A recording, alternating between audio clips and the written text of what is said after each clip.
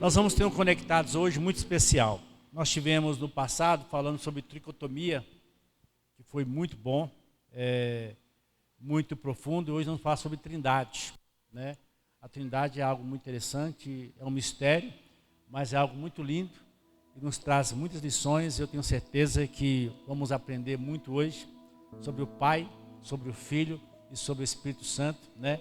São três que na verdade são um, não é verdade? Como é que explica isso, né? É três, mas é um, não é verdade? Mas eu sei que é três, mas que também é um. Jenny Marques, liberdade, Senhor. Boa noite, paz do Senhor, queridos. Tudo bem? Pode sentar, pode ficar à vontade. Glória a Deus.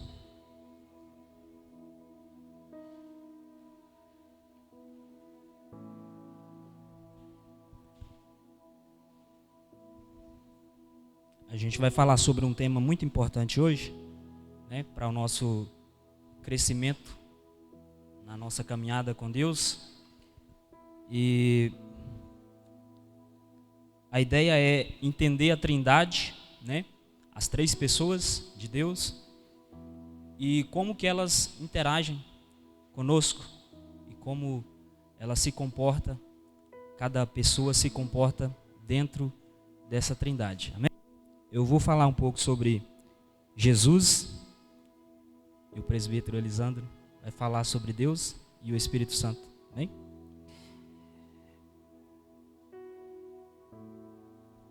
Bom, para a gente falar sobre a segunda pessoa da Trindade, que é Jesus, eu gostaria de começar fazendo uma pergunta.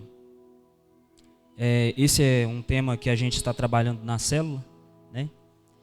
Deus é tão bom. Ontem a gente estava falando sobre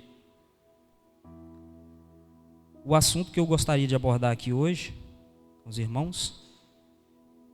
E a pergunta que eu gostaria de fazer é: quem é Jesus? Vamos refletir um pouco sobre esta pergunta. Quem é Jesus? E uma segunda pergunta que eu gostaria de fazer é: quem é Jesus para você? Parece que é a mesma pergunta, né? Quem é Jesus e quem é Jesus para você? Mas se você for se aprofundar um pouco nas duas perguntas, você vai ver que são diferentes e que vai exigir de você respostas diferentes também. Se você for responder quem é Jesus, geralmente a gente começa de uma forma que eu costumo dizer que é uma forma filosófica de explicar quem é Jesus, né? Que é absorver ou pegar tudo aquilo que a gente já absorveu durante a nossa caminhada, tudo que nós já ouvimos falar, tudo que nós lemos, né? E a gente pega um monte de informação e responde quem é Jesus. E eu acredito que todas as respostas que a gente der, né, ela está correta, porque faz parte daquilo que a gente aprendeu e absorveu durante a nossa vida, a nossa caminhada. Mas se a gente fizer a segunda pergunta, quem é Jesus para mim, ela vai exigir um pouco de atenção na nossa resposta, porque ela tem a ver com a nossa intimidade, com a nossa comunhão com Jesus. Eu gostaria de, enquanto falar aqui com os irmãos, vocês reflitam aí nessas duas perguntas. Quem é Jesus e quem é Jesus para você? E ao final dessa ministração eu tenho certeza que você vai ter uma resposta aí na sua mente, no seu coração. Amém? Eu gostaria de tomar aqui como base para a gente discutir sobre esse assunto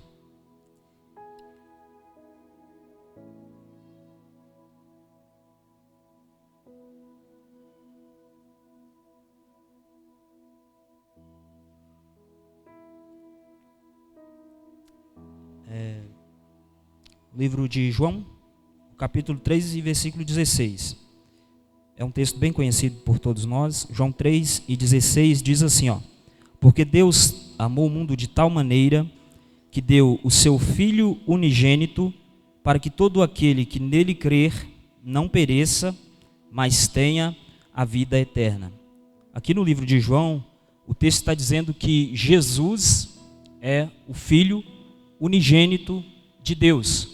Ou seja, ele é o único Filho de Deus. Não é isso? Ele é o único Filho de Deus. Então o texto está dizendo que Jesus é o Filho de Deus. E esta é uma das primeiras respostas que a gente tem para a pergunta: quem é Jesus? Jesus é o Filho de Deus.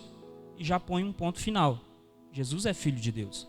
É uma resposta correta, mas ela é um tanto filosófica, porque a gente ouviu isso a vida inteira, aprendeu isso a vida inteira, lê isso na Bíblia e simplesmente responde: Jesus é o Filho de Deus. E é uma resposta correta, ele é o Filho de Deus. A palavra de Deus está afirmando isso. Jesus é o Filho de Deus.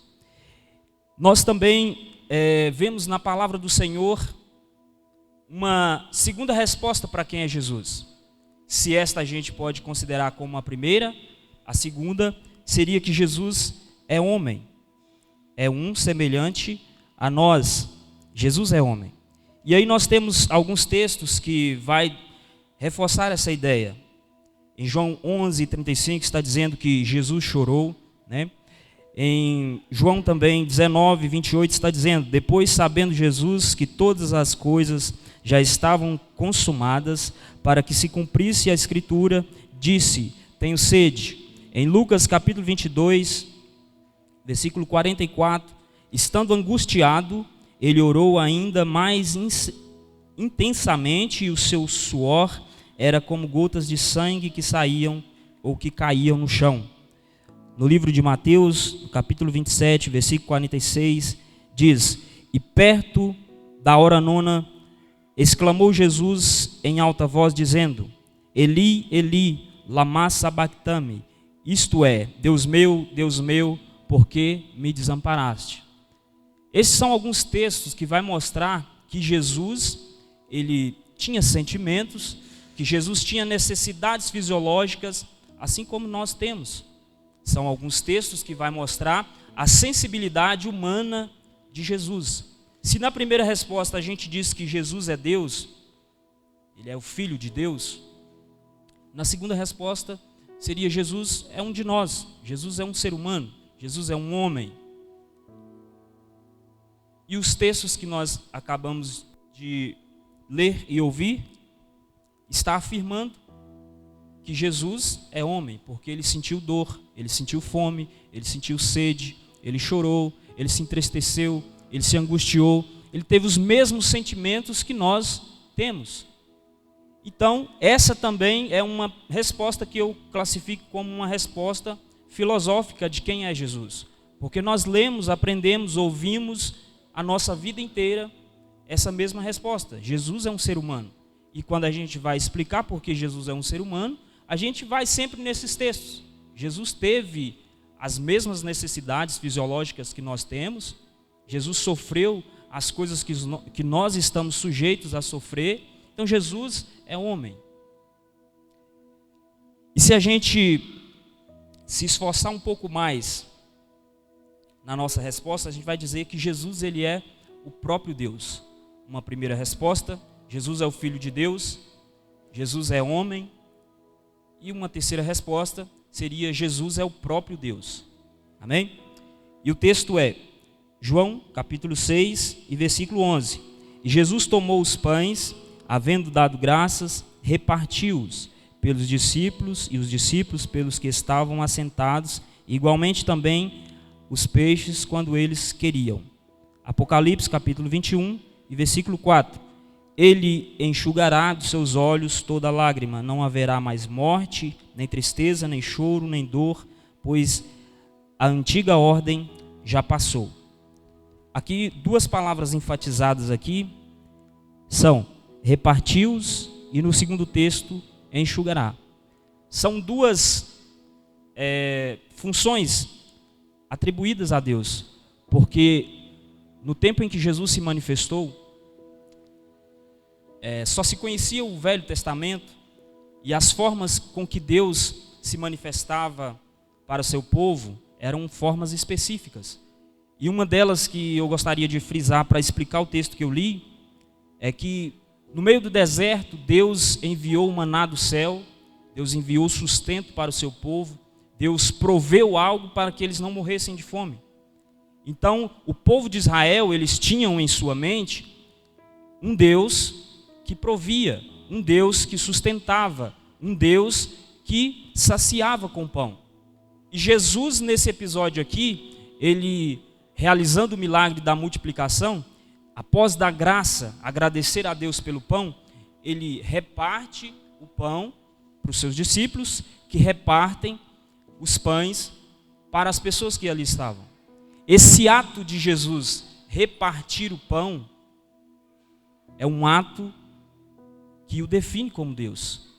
Só um Deus é que tem poder de pegar 5 pães e 2 peixes e repartir para uma multidão tão grande como aquela. Esse texto classifica Jesus de uma forma filosófica também como Deus. Porque nós lemos, aprendemos, ouvimos sobre isso a nossa caminhada inteira. O segundo texto, lá em Apocalipse, e ele enxugará dos seus olhos toda lágrima. Só um Deus é capaz de acabar com o sofrimento. Só um Deus único e verdadeiro é capaz de dizer para mim e para você: eu vou enxugar dos seus olhos todas as lágrimas. Eu vou acabar com o seu sofrimento e você nunca mais vai sofrer mal algum. E João está dizendo sobre Jesus que ele enxugará dos nossos olhos toda lágrima. Esse texto também, de forma filosófica, é um texto que nos dá uma certeza de que Jesus é o próprio Deus. E não somente esses, mas tantos outros, que vai afirmar categoricamente que Jesus é o próprio Deus. Amém? Os irmãos estão acompanhando a ideia até agora? Amém? Jesus, o único Filho de Deus, Jesus, homem, e Jesus, Deus. E a gente pode ranquear, né, da forma que quiser. Jesus Deus, Jesus Filho de Deus, Jesus homem, não importa. Certo é que durante toda a nossa caminhada cristã, nós aprendemos quem é Jesus, ouvimos quem é Jesus, lemos, e a gente não se cansa disso, porque Jesus é o homem mais importante, mais interessante para se ler, para se aprender, amém? E nós não nos cansamos disso, porque Ele é Jesus, amém? Então quem é Jesus?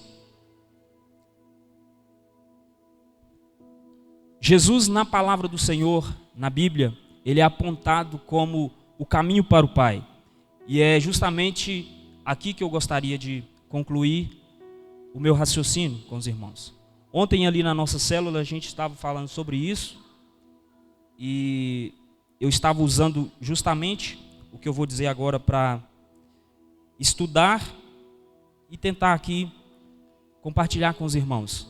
E o Júlio ministrou ali na célula e ele falou sobre 4 coisas sobre Jesus. Sobre 4 coisas muito importantes sobre Jesus. Jesus, na palavra de Deus, apontado como o caminho para o Pai. Primeiro a Bíblia vai dizer que ele é o nosso sumo sacerdote. E o sumo sacerdote é alguém escolhido por Deus que será responsável no Antigo Testamento por ouvir a oração, ouvir a petição, ouvir a reclamação do povo e ir até a presença de Deus e apresentar as questões do povo para quem? Para quem? Para Deus. Então, no Antigo Testamento, o sumo sacerdote tinha a função de pegar as nossas orações, as nossas intercessões, as nossas reclamações, as nossas questões e apresentar diante de Deus. Essa era a função do sacerdote.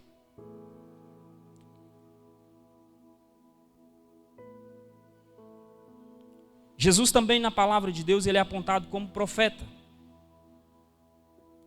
Muitos o reconheceram como profeta. E qual era a função no Antigo Testamento do profeta? Quem sabe me dizer qual que era a função do profeta? Qual era o ofício do profeta? Transmitir a palavra, a mensagem de Deus para quem? Para o povo, para um reino ou para uma nação? Para uma pessoa específica, para um reino ou para uma nação inteira. Então o profeta ele fazia o caminho inverso de quem? Do sacerdote. Porque o sacerdote levava as nossas questões para Deus, e aí ouvia um sim ou não, e simplesmente ele apresentava um sacrifício diante de Deus por minhas petições, por minhas causas. E o profeta, ele ouvia uma mensagem de Deus e transmitia para mim, transmitia para nós, para o povo. Amém? Jesus também no Antigo, na palavra de Deus, ele é apontado como juiz. E no Antigo Testamento, qual que era a função do juiz? Qual era a função dos juízes na palavra de Deus, no Antigo Testamento? Julgar as causas do povo e executar o juízo de quem? De Deus. Quantas vezes na palavra do Senhor nós lemos sobre juízes que levaram o juízo de Deus e executaram o juízo de Deus para uma pessoa, para um reino ou para uma nação? Se Deus dissesse, vai e mata, o juiz fazia o quê? Ia e matava. Mas não é só isso. Ele também julgava as questões do povo. Se houvesse qualquer questão entre o povo de Deus, era função do juiz julgar as causas. Então a função do juiz no Antigo Testamento era julgar as causas do povo de Deus. Jesus também é apontado como rei. E no Antigo Testamento, qual era o ofício, qual era a função do rei? Era governar uma nação, era reger uma nação, era estar diante de uma nação como seu representante legítimo, diante de Deus e também diante das outras nações.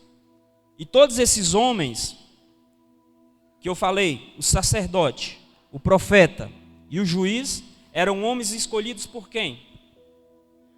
Quem escolhia o sumo sacerdote? Quem escolhia o profeta? Quem escolhia o juiz? Deus. E quem escolhia o rei? Quem? O povo. Quem escolhia o rei? Vou melhorar a pergunta. Quem escolheu o primeiro rei de Israel? Quem? O povo. Por que o povo? Porque o último juiz era quem? Samuel. É ele que exercia juízo sobre Israel. Mas o povo não quis mais ser governado por aqueles que Deus havia escolhido. E o povo preferia ter um representante, assim como as outras nações tinham. E eles escolheram então ser semelhante às outras nações, que tivesse um homem escolhido por eles, que pudesse os representar. E eu quero resumir esta palavra para a gente voltar a refletir naquelas duas perguntas. Jesus veio e assumiu a função do sumo sacerdote. Por quê?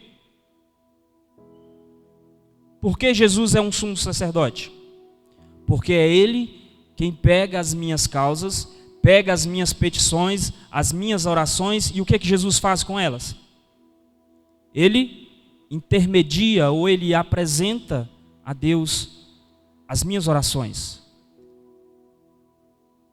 Não existe mais aquele véu de separação, que de o véu para dentro só podia entrar o sumo sacerdote para apresentar a minha causa diante de Deus. Quando ele morreu na cruz do Calvário, o véu se rasgou, a separação se desfez. E agora, em Jesus, eu tenho acesso livre a quem? A Deus. Então, Jesus é o nosso sumo sacerdote, porque é Ele quem vai fazer a intermediação entre nós e Deus. Existe outra pessoa capaz de fazer essa intermediação? O mundo tem, entre aspas, os seus intermediadores. Mas aqueles que conhecem a Jesus, o reconhecem como seu único e suficiente intermediador, intercessor. Então Jesus, ele é o nosso intercessor. Qual que era a função do profeta? Trazer a mensagem de Deus para os nossos corações. Jesus, ele assumiu a função de profeta, porque Ele é a própria palavra de Deus. Ele é a própria mensagem de Deus. Ele é a própria boca de Deus falando conosco. Jesus é um profeta por excelência. Ele é a própria voz de Deus. Ele é a própria boca de Deus. Ele é a palavra. Então eu não preciso mais daquele profeta do Antigo Testamento e esperar ir até ele, consultá-lo, para que ele tenha uma palavra para mim. A qualquer momento eu posso abrir a palavra do Senhor, eu posso meditar nessa palavra e Ele vai estar falando diretamente comigo. Porque não existe mais barreiras e eu não preciso caminhar distâncias longes. Para quê? Para consultar um profeta, para ouvir o que Deus tem para falar comigo. Porque além de poder orar e falar diretamente com Deus, eu tenho acesso à sua palavra. E é nela que eu vou entender o que Deus tem para falar comigo. A mensagem de Deus está contida na sua palavra. E a palavra é Jesus. Amém? Qual era a função do juiz? Julgar as causas do povo. Jesus é o justo juiz. E que julgará com a sua justiça todas as pessoas, todos os povos, nações e língua. Todos vão ser julgados por quem? Pelo justo juiz. É Ele quem julga as nossas causas.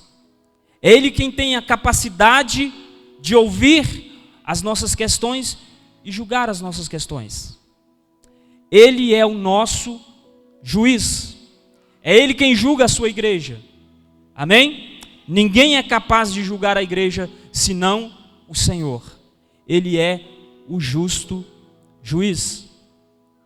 E qual que era a função do rei? Vou encerrar. Qual era a função do rei? Governar, liderar uma nação. Então, quando nós dizemos Jesus é o nosso rei, o que nós estamos afirmando com isso? É Ele quem governa as nossas vidas. É Ele quem me domina, é Ele quem me lidera, é Ele quem me rege. Para onde Ele diz que eu tenho que ir, eu vou, porque Ele é o meu Senhor, o meu Rei. Amém? Vamos fazer então um resumo de tudo isso que eu falei. Quem é Jesus? Jesus é alguém que desperta em nós uma visão filosófica. Jesus é alguém de que nós paramos, sentamos e trocamos ideia com alguém, falamos a respeito dele de forma filosófica e dizemos para outra pessoa o quanto nós o admiramos, o quanto ele é alguém especial, o quanto ele é alguém relevante.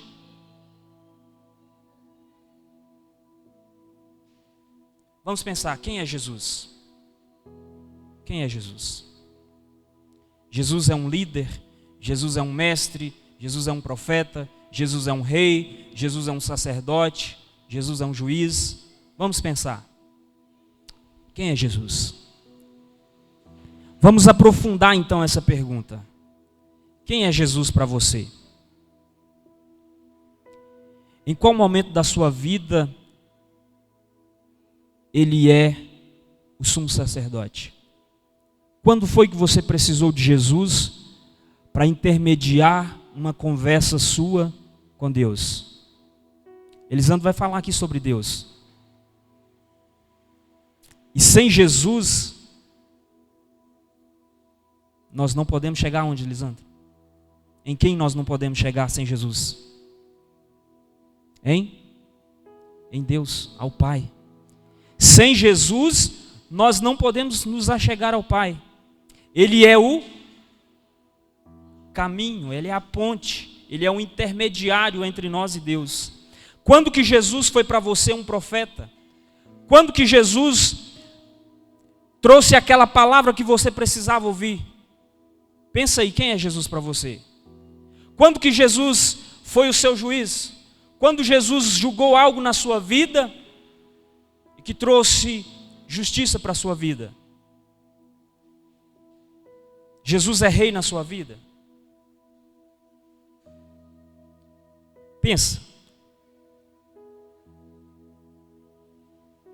Quem é Jesus para você? Quando é que você encontrou com Jesus? E quando é que ele passou a significar para você alguma coisa? Vamos analisar essa pergunta. Vamos meditar nessa pergunta. Vamos absorver para nós. Quem é Jesus? Quem é Jesus? Amém? Vou deixar os irmãos refletir.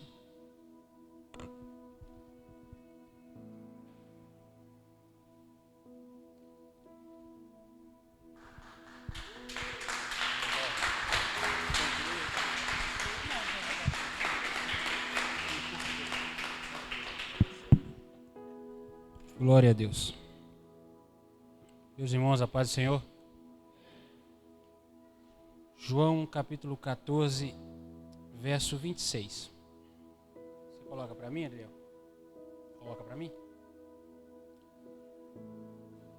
Todas as vezes que nós vamos falar sobre Deus, nós tentamos individualizá-lo. Só que isso é muito difícil de acontecer, porque o nosso Deus, ele é único, mas ele conseguiu criar de forma clara, através da sua palavra, na nossa mente, uma maneira de entendermos como ele trabalha. E ele, sendo um, se dividiu, mas não é uma divisão, em três, para deixar claro para nós como é trabalhar em equipe, sem nenhum interferir no lugar do outro, mas eles sendo os três. É muito complexo. Se você ler a Bíblia inteira, e acho que nós cristãos deveríamos ter esse hábito de lermos a palavra constantemente, se você ler a Bíblia toda, você não vai encontrar a palavra Trindade. Essa palavra não existe na Bíblia, mas você vai encontrar evidências de manifestações de um Deus que é trino. Todas as vezes que nós falamos de Trindade, da Trindade, nós vemos ela na humanidade em vários lugares. Se você olhar a estrutura de uma célula, a célula é composta por 3 itens: membrana plasmática, citoplasma e núcleo. Se você olhar a estrutura de um átomo, você vai perceber que ele é composto por nêutrons, prótons e elétrons. Se você estudar música, você vai ver que na música você encontra a nota, o acorde e a melodia. Se você olhar para o homem, você vai perceber que ele tem corpo, alma e espírito. Todas as vezes que nós olhamos, nós percebemos que Deus, a Trindade, está na humanidade. Se você olhar para o universo, você vai ver que nós temos a terra, a água e o céu. Nós percebemos que Deus, ele colocou a Trindade em todos os lugares para mostrar para nós que nós somos únicos, unidos, mas não estamos só. E essa composição ela é muito complexa para um raciocínio humano, mas ela é necessária. Se a sua alma sair do seu corpo, você para. Se você perder o espírito, você também para. E você não vê nenhuma alma e um espírito andando sem um corpo por aí. Se você vê, já vou te dar um conselho, sai correndo. Vai dar errado. Nós percebemos a Trindade em tudo. Então, como que eu consigo separar, mas não separar os três? Distinguir. Quando você fala de Deus, nós lembramos lá, Gênesis 1, versículo 1, e fez Deus, no princípio criou Deus, os céus e a... Então grave isso na sua mente. Deus é o nosso Criador. Ele nos criou. Ele pegou você, não foi você, foi Adão. Pegou Adão e colocou lá e começou a formar Adão com as suas próprias mãos. Fez nariz, boca, olho, corpo, todos os membros do corpo. Deus é o Criador. O pecado entrou na humanidade através da serpente que foi tomada por Lúcifer.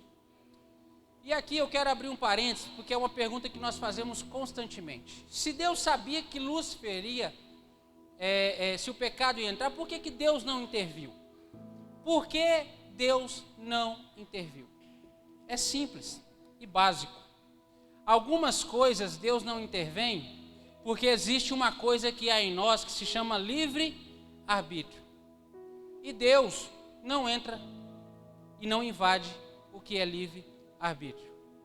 Vou tentar te explicar. Se Deus impede Lúcifer de entrar na serpente, nós teríamos um problema. Nós seríamos robôs. Não teríamos opinião, não teríamos vontade, não teríamos desejo, nada disso. Agora, o livre-arbítrio que Deus nos deu é para que nós possamos viver como quisermos. Mas o Deus que Ele enviou para morrer na cruz nos deu um caminho para viver. E aqui você precisa entender que o seu livre-arbítrio é muito bom, mas viver o caminho de Deus é melhor ainda. Porque na maioria das vezes você não entrega o seu livre-arbítrio nas mãos do Senhor. Você não consegue deixar ele na mão de Deus. Deus fez o homem, ele é o Criador. Enviou o seu Filho Jesus, como o Johnny Marcos disse, ele é o nosso remidor. Diga, Jesus é o nosso remidor. Só que, como eu já vou falar do Espírito Santo, eu já vou emendar aqui. E o próprio Jesus anunciou o Espírito Santo dizendo que ele era o Consolador. Mas não só Consolador. Ele também era o nosso advogado. Ele também é o nosso condutor. Ou seja, nós percebemos um Deus que criou o homem, que sabia dos fatos pela sua onisciência que aconteceria, mas que tem o controle de todo esse processo que acontece na humanidade.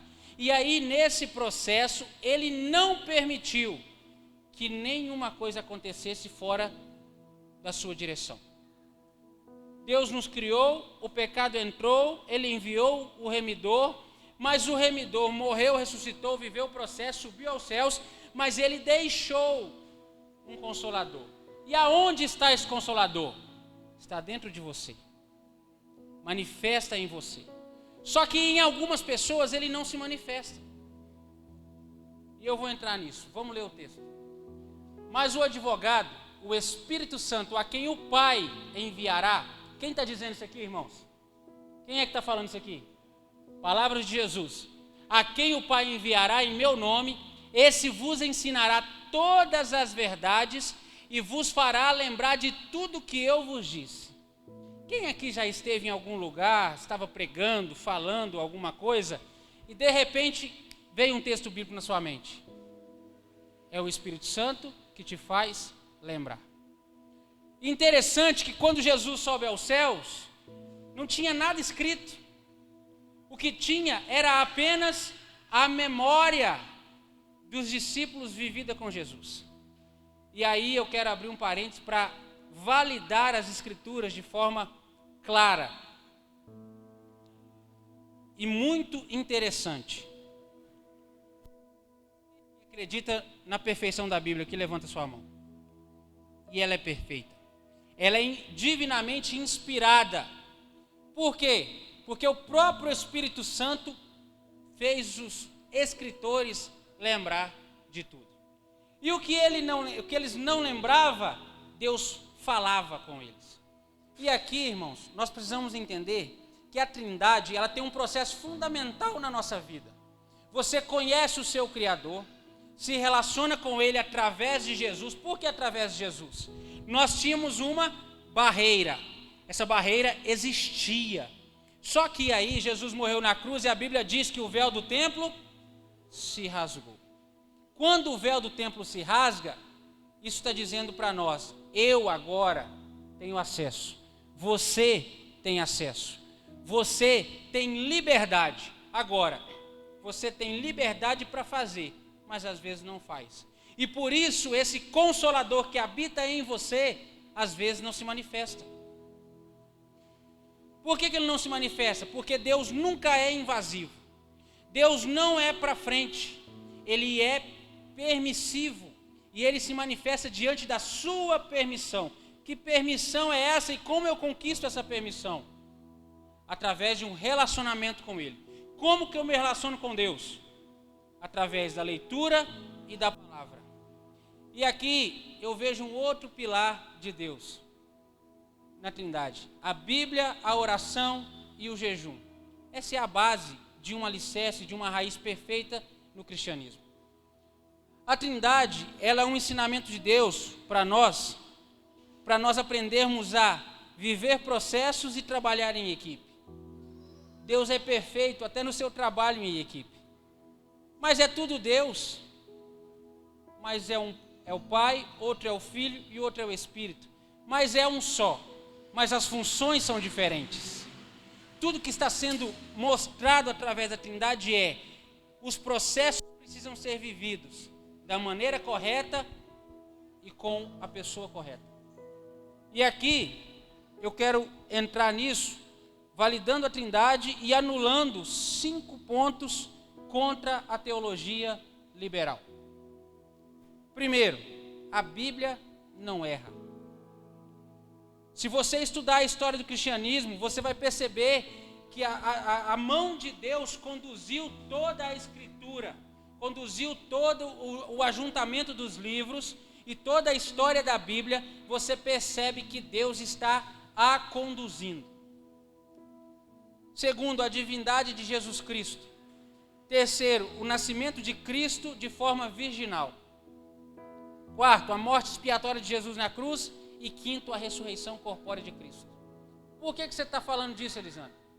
Porque a teologia liberal, ela está anulando a manifestação da Trindade e questionando a ressurreição de Cristo, dizendo que essa ressurreição, ela não é física, mas ela é só mental.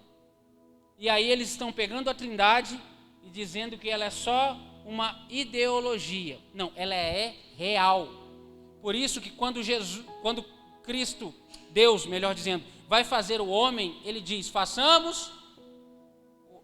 Quem é façamos, irmãos? É mais de uma pessoa. E aqui nós vemos, posso fazer uma analogia, que a Trindade estava reunida, construindo a sua melhor criação. Nós somos a melhor criação. E viu Deus que era... Parece que nem todo mundo ficou tão bom assim, né? Mas nós somos. Nós somos. Parece que nem todo mundo ficou... Mas por que nós não somos tão bons assim? Porque o pecado nos deturpou. Mas aí veio o Filho, que é a segunda pessoa da Trindade, e nos deu o acesso. Só que eu quero que você aproveite esse acesso. Valorize esse acesso. Busque esse acesso. Se infiltre nesse acesso. Por quê? Porque é esse acesso que vai fazer aflorar dentro de você o Consolador. Aquele que te conduz na caminhada. Aquele que te leva por caminhos de retidão. Aquele que quando você vai pecar, ele fala assim: não peca não. Aquele que quando você vai falar mal de alguém, ele fala assim: não fala não. Aquele que quando você vai tecer um comentário que você não sabe, mas que você ouviu dizer, ele fala assim: não fala não. Não entra nisso não, segura mais um pouco, estou com você. Sabe aquela palavra que você ouve lá no seu íntimo, vai dar certo? É o Espírito Santo dizendo para você, vai dar certo. Só que a manifestação desse Consolador, ela vai vir com uma vida de entrega. Ela vai vir com uma vida de renúncia. E eu quero que você grave isso. Se você veio para o Evangelho, mas o Evangelho não está exigindo de você nenhuma renúncia, não é o Evangelho que você está vivendo.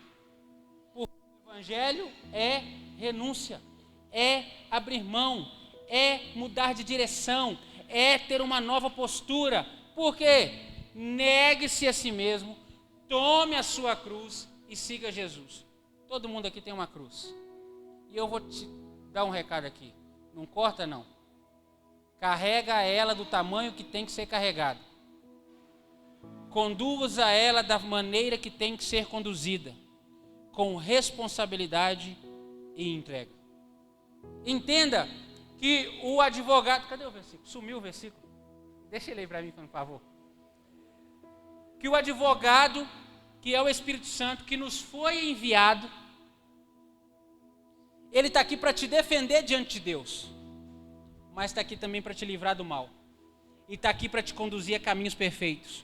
Perceba que o Espírito Santo, ele é que não deixa você cometer bobeiras, fazer bobeiras. Me explica, Elisandro, consegue se imaginar você 5 minutos sem o Espírito Santo? Não dá para imaginar, porque a nossa mente não consegue. Porque se nós que temos o Espírito Santo, de vez em quando a gente tem vontade de pegar uns, ou é só eu que tenho essa vontade? Ô Senhor, eu estou precisando orar mais. De vez em quando a gente quer resolver do nosso jeito, de vez em quando a gente quer tratar da nossa maneira, aí o Espírito Santo vem e coloca na sua mente: não se vingue, o Senhor é a vossa justiça. Aí você quer ir lá e não, eu vou lidar do meu jeito, eu vou tratar do meu jeito. Aí o Espírito Santo fala: quieta, rapaz, aquieta, fica na sua. Esse é o Espírito Santo. Perceba que a Trindade, ela trabalha de uma forma tão soberana na nossa vida, que se você entender o que está acontecendo na sua vida, você vai perceber a manifestação da Trindade. Aí, nós temos um Deus que nos criou e colocou dentro de nós o Espírito. E é o próprio Espírito de Deus que está dentro de nós. Dentro de um corpo que precisa ser crucificado através do Filho. Crucifique-se. Crucifique-se. Esse corpo precisa ser crucificado. Mas vem também, depois que você crucifica esse corpo, vem um Espírito Santo que controla a sua alma, que é onde está todas as nossas emoções. Aonde você fica com raiva, aonde você fica triste, aonde você fica nervoso, aonde você fica alegre. Aí tem dia que você está bem, tem dia que você não está bem. Por isso que quando a igreja começa a surgir lá em Atos, a Bíblia diz que em cada alma havia temor. Porque quando há temor na alma, a consciência de espírito e a vida de santidade. Está entendendo, irmão? Quem está me entendendo aí, diga glória a Deus. Perceba que a Trindade, ela, mesmo não evidenciada com a palavra na Bíblia, ela está manifesta nas ações. Paulo, quando fala muito, escreve suas cartas, em Coríntios principalmente, ele vai tratar muito sobre um Deus que envia, um Jesus que crucifica o nosso pecado, mas um Espírito Santo que conduz a igreja, que produz dentro da igreja um temor, um crescimento, um desenvolvimento. Perceba que você foi criado, você foi remido, mas agora você precisa ser conduzido. E por que às vezes eu não sou conduzido? Porque eu não me permito ser conduzido. Permita. Quem aqui gosta de ser mandado? Ninguém, né, irmãos? Ninguém gosta. Hoje um rapaz foi lá na prefeitura, falou assim: ô, você sumiu da bola, senhor? Ô, não dá para mim mais não. O Maico conhece, o Caipó, o Samuel também conhece. Você sumiu da bola, senhor? Eu falei: não, sábado não dá para mim e tal. Aí ele disse assim: ah, é sua esposa que não está deixando. Eu falei: que isso? Mulher não manda em mim. Tomara que ela não me ouça. Vai mostrar o vídeo para ela, né? Mas ninguém gosta de ser mandado. Ninguém gosta de receber ordens. E por isso o Espírito Santo não é invasivo. Mas permita-se receber ordens do Espírito Santo, porque o Espírito Santo não te dará nenhuma ordem que vai prejudicar a sua vida. Pelo contrário, as ordens que vêm do Espírito Santo, elas geram em nós vida, elas geram em nós crescimento, elas geram em nós maturidade, elas geram em nós perseverança, elas geram em nós uma caminhada firme e constante. Por que nós precisamos ser firme e constante? Porque eu já disse isso aqui, nós não vivemos de crise em crise, nós vivemos de glória em glória. Por isso, você já entendeu que Deus criou, que o Espírito Santo, que Jesus remiu e que o Espírito Santo vai te conduzir. E agora eu quero que você entenda que o advogado, o Espírito Santo, a quem o Pai enviará. Olha, você pode perceber que tudo passa pelo Pai. Só que o Pai anunciou o Filho anunciou o Espírito. Você está entendendo isso aqui? Para de passar na frente daquilo que não é para você fazer. Para de fazer aquilo que não é a sua responsabilidade. Por quê? Porque eu já vi tanta gente sofrendo, assumindo fardo que não é seu, pegando responsabilidade que não é sua, entrando em assunto que não lhe cabe, resolvendo problema que é lá da terceira geração, que não é dele, mas ele quer resolver.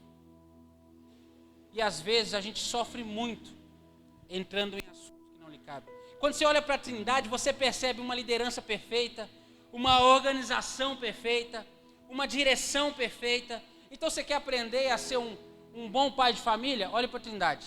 Quer aprender a ser um bom empresário? Olhe para a Trindade. Quer aprender a ser um bom gestor? Olhe para a Trindade. Você vai perceber que Deus faz tudo ordenadamente, de forma ordinária. Entenda que, irmãos, ordinário não é um palavrão, é uma coisa que está em ordem. Então, faça tudo da maneira que a Trindade faz.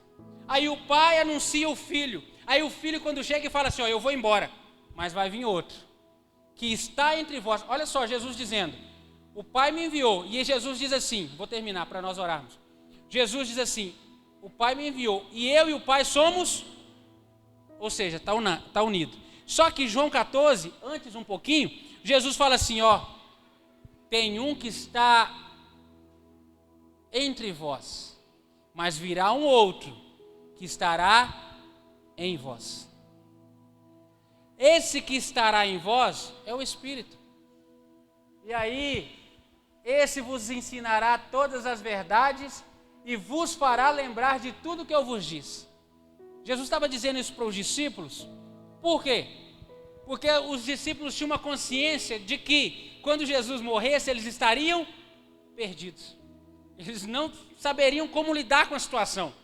Mas aí Jesus estava dando orientação para eles. Ó, eu vou para o Pai, vou preparar lugar. Na casa do meu Pai tem muitas moradas e tal. E Jesus foi esclarecendo toda a situação, foi mostrando todo o caminho. E Tomé, no meio do caminho, fala assim, o Senhor nos mostra o caminho. Ô Tomé, eu sou o caminho, eu sou a verdade, eu sou a vida. Só que eu vou deixar alguém, vocês não vão ficar, ó, fica tranquilo.